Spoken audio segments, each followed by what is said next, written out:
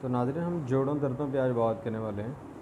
جوڑ درد کے لیے بڑا بہترین نسخہ میں آپ کو بتاتا چلوں کہ آپ نے سب سے پہلے جو ہے حنظل تمہ لے لیں، تمے کے بیج نکال لیں تو اس کا جو ہے وہ کیلا چھلکا آپ نے استعمال کرنا ہے۔ دوسرے نمبر پر آپ نے لینی ہے حنظل تمہ ہو گیا، نشادر لے لیں 10 گرام، تو نشادر 10 گرام لے لیں۔ اس کے بعد سونڈ جو ہے یہ اپنے 50 گرام استعمال کرنی ہے۔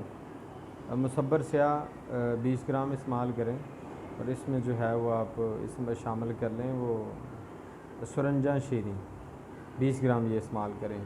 ان سب کا اپنے بریک صفوف بنا لینا۔ صفوف بنانے کے بعد اس کی چھوٹی چھوٹی کالے چنے کے برابر گولیاں وہ آپ نے بنا لینی ہیں۔ تو گولیاں بنانے کے بعد یہ یاد رکھیں کہ یہ خراب ہو جاتی ہیں برسات کے موسم میں، تو گولیاں بنانے کے بعد جو ہے وہ آپ کسی ہوا ٹائٹ جار میں بند کر لیں۔ 1 سے 3 گولیاں پانے کے ساتھ صبح دوپہر شام